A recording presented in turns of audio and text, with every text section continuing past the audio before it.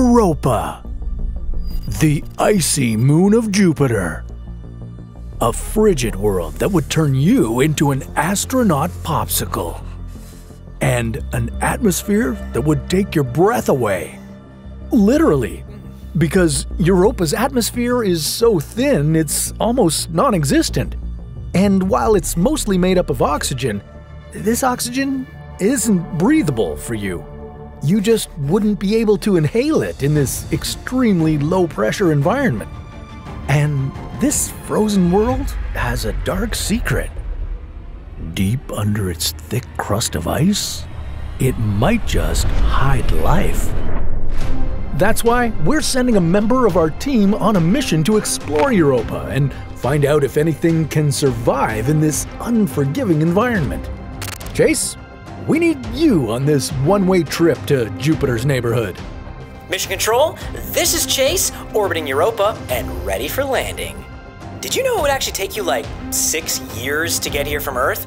But luckily, I'm already here, and I love finding new alien buddies when they're not trying to kill me. All right, Chase. Initiate the landing sequence. Already on it. Rico, start the landing sequence. I totally forgot. Landing sequence initiated. 500 meters and descending. 400 meters. 100. Touchdown confirmed. Oh, it's bright! It's bright! Oh, my eyeballs! That's strange. Europa is 5 times farther from the sun than Earth and gets much less sunlight than we do.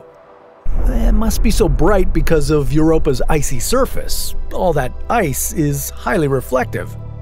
That, plus an almost absent atmosphere, could make the light feel very harsh. So just use the protective tinted visor and your eyes will be fine. Chase, what's your status? Yeah, I'd say Europa's pretty similar to Earth. If Earth had no atmosphere, was covered in ice, and had absolutely no interesting oceans to see. So in short, it sucks, what if guy. I'm freezing out here. Yeah. You'd need an advanced thermal insulation layer in your suit to keep you warm.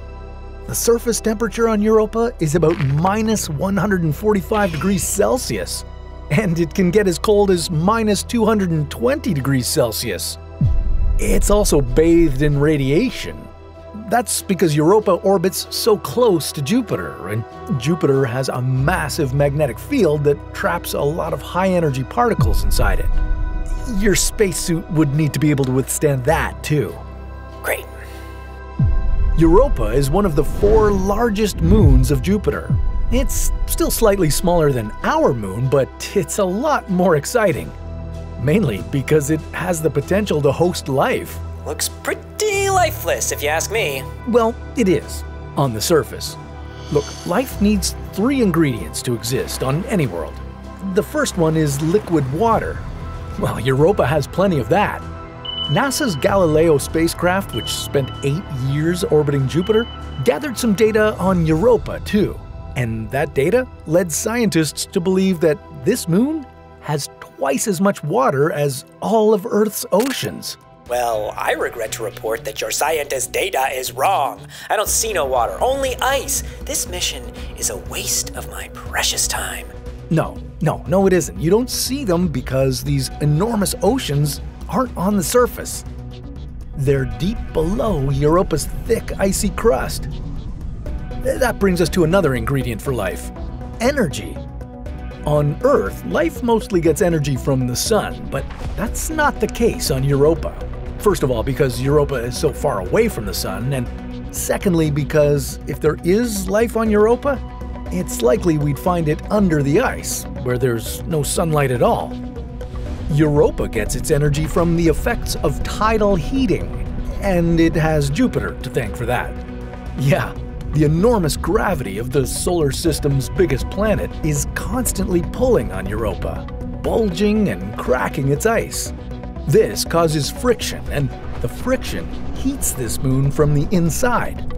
That's why Europa's subsurface ocean doesn't freeze over like the rest of this frigid world. Europa might also have hydrothermal vents on its ocean floor, just like Earth does.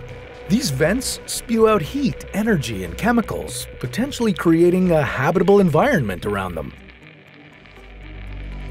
The last ingredient for life is chemical elements. Most living things are made up of stuff like carbon, hydrogen, nitrogen, oxygen, phosphorus, and sulfur. And based on the data we collected about Europa, this moon's got all that. But of course, no one has ever been on Europa to confirm this. Until now. And what's that? Yeah, those are Europa's famous cryovolcanoes.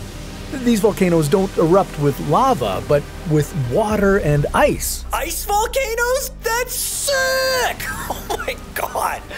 Okay. So, how do you suggest I find life here? This ice looks thick. Yeah, you'd have to drill through it. And you'd need special equipment. Like a high-performance drill designed for extreme cold, electrically powered by a portable nuclear generator, lightweight with a heating mechanism and a sample retrieval system. Right, great. So just like the everyday stuff that you would just happen to carry around with you on your spaceship. No, I'm serious. I happen to have that on my spaceship. I have the best drill in the universe. I'm so excited to meet who's down here. Oh, hold on. The chances of seeing any kind of life with your own eyes are slim. Because that life, if it exists, is likely microscopic. But if you get a sample of that salty water, well, you can examine it and maybe find traces of microorganisms. That's not how I pictured this mission, but since we're here, let's do this. While you can't improve the odds of seeing aliens on Europa, you can increase the opportunity of seeing more of Chase's epic adventures on What If. We've already traveled with him to Titan, Venus, even Uranus, and there's so much more we want to show you. That's why we launched our What If Explorers Club on Patreon. That's where we give you the top secret behind the scenes, extended director's cuts, mind-blowing art, epic merch discounts, and our endless love and gratitude. Support us on Patreon to get exclusive content and help us send Chase to his death. Over and over and over again. Hey! I don't feel so good. I think I might puke. Your body temperature is rising. You're experiencing the symptoms of radiation poisoning. I did warn you that radiation levels on Europa are high. Even in your spacesuit, you'd still feel headaches, nausea, dizziness, all the fun that comes from radiation sickness. And all that after spending only a few hours on this moon. If you don't return to your shielded spacecraft immediately, this exposure will kill you. Huh? Oh, no. I'm fine now. I'm good, Rico. I just need to lie down for 5 minutes. That's a bad idea. You need to return the samples to the spaceship. Right. The samples. I have to get the samples. This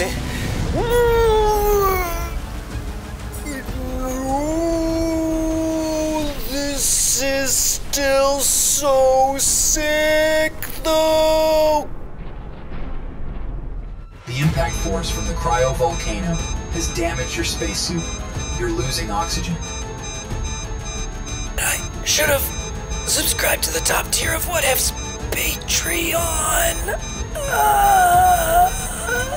In the extreme conditions of Europa, without the full protection of a suit, you'd only have a few minutes to get to safety.